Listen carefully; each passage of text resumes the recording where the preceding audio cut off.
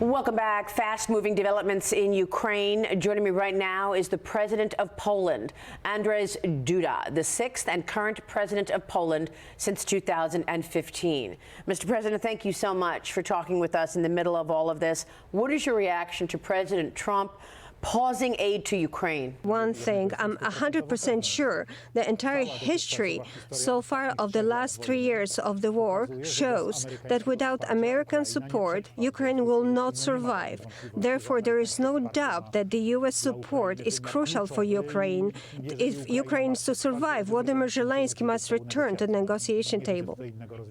Can NATO mount a significant and credible deterrent to Russia at these levels? I mean, do you think that the EU is serious about the $840 billion for defense that was announced last night after President Trump paused the aid?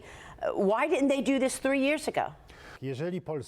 I will say that if Poland was able to increase its military spending to almost 5% of its GDP in literally 3 years, because I will remind you that even in 2022, at the very beginning of the year, this military Polish expenditures did not exceed 2% of our GDP, and at the moment they reach almost 5% of our GDP. And I think that other European countries, which are members of NATO, are also able to increase their military spending at a rapid pace to at least 2% of their GDP, because it must be remembered that not all European countries that are in NATO pay even 2% of their GDP. During the first presidential term of President Donald Trump, he made it very clear, this honestly on the part of NATO countries, demanding that everyone paid the 2% to which he pledged. Well, to this day, there are some countries that do not pay that 2%. I am convinced that this can be done quickly if they want to. Without the United States, do you believe that Europe is capable of offering meaningful security to Ukraine, which Zelensky said has to be part of any ceasefire?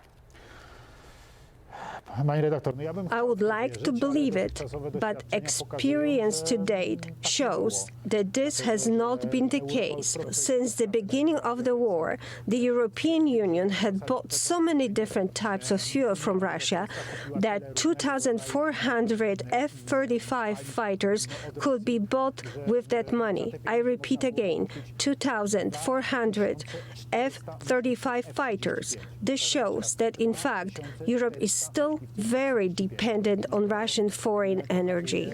Now, the question is whether it is possible in this situation to actually force anything on Russia, and especially to provide Ukraine with really effective military assistance. I have serious doubts about it.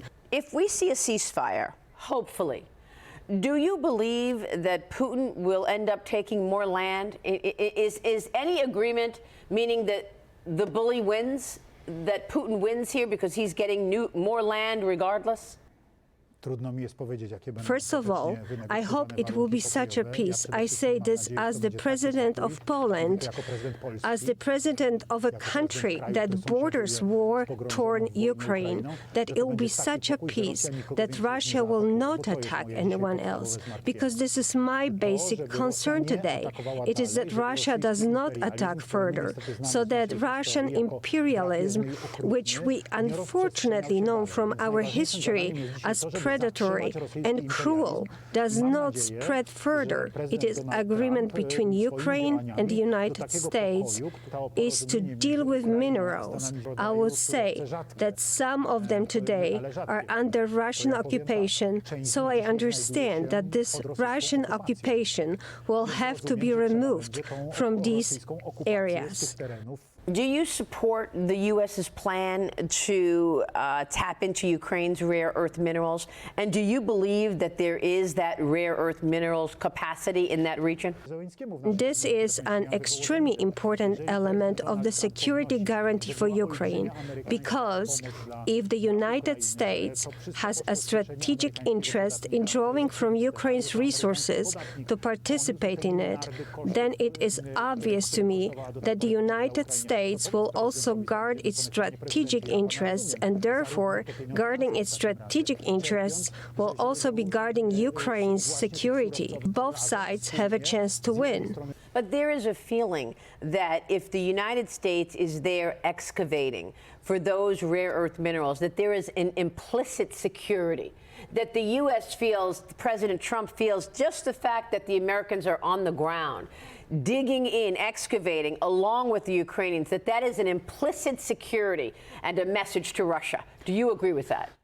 If I, as the President of Poland, had a choice whether the natural resources of my country would be used by the United States of Russia, I would choose the United States without hesitation. Do you believe Putin will stop if there's a ceasefire, or do you worry that Poland is next? Of course, there's always this fear because, as I said at the beginning, we know Russian imperialism. Let's say, hypothetically speaking, President Trump and President Zelensky make up and they sign this deal. What do you believe security in the region looks like? Today is the presence of American troops. Of course, we are building the potential of our army. We are buying huge amounts of equipment from the United States. Today, as we said, Poland currently spends almost 5% of its GDP on defense. We do all this in order to be able to defend ourselves as much as possible, to be a reliable ally within the North Atlantic Alliance, and to be responsible. But the presence of American troops in Poland today, those nearly 10,000 American soldiers, the American long-range anti-missile system in Redzikov, not so long ago, put into operation, this is indeed the toughest guarantee of security.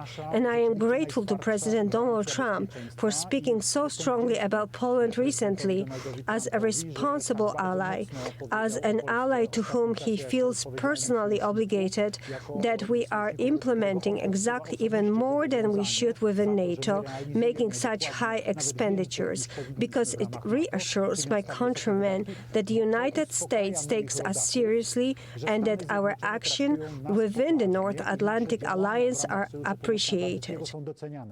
Mr. President, final question here, and I understand that in addition to President Trump and the Trump administration cutting off all military aid, they've also cut off intelligence.